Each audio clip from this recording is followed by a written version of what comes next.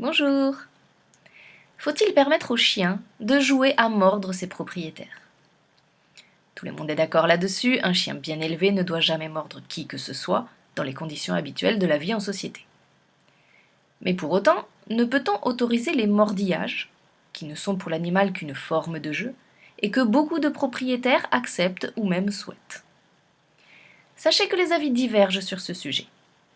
Il est certain qu'un chien resté suffisamment longtemps dans sa fratrie mesure parfaitement l'effet de sa dentition et sait très bien distinguer la morsure légère de jeu qu'il pratiquait avec sa mère et avec les autres individus de sa portée, de la morsure sévère du combat. Partant de là, certains auteurs estiment que ne jamais laisser le chien mordiller lui ferait perdre progressivement le sens de cette mesure. Il faudrait donc inviter les chiens à mordiller pour leur permettre de garder en mémoire la mesure de la frontière entre l'acceptable et la vraie morsure. Mais d'autres se montrent radicalement opposés à un tel point de vue.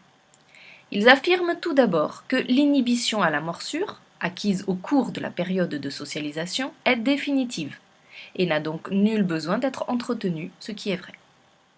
Ce que l'expérience montre en tout cas, c'est que très souvent, et dans de nombreuses circonstances, par exemple pendant une séance de toilettage, le chien qui pense à mordre ne le fait pas directement. Il commence par lécher. Si les léchages semblent tolérés, immanquablement, il se transforme en mordillement, dont la force de serrage va aller en s'accentuant, jusqu'à devenir une authentique morsure.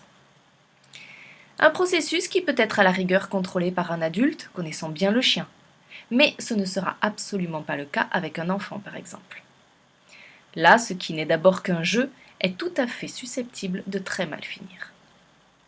Un processus négatif qui n'aurait aucune chance de se mettre en place si, une fois pour toutes, on avait établi l'interdiction de toute forme de mordillement, voire de léchage. Sans doute un protocole que devrait sagement privilégier l'éducateur par rapport à sa clientèle, avec un argument qui plaide en ce sens. Contrairement à l'opinion populaire, la salive des chiens est porteuse de nombreux germes, qui ne seront pas tous inoffensifs sur les peaux humaines. Après, chaque client, chaque famille agira comme bon lui semblera, mais devra assumer la responsabilité d'éventuels incidents.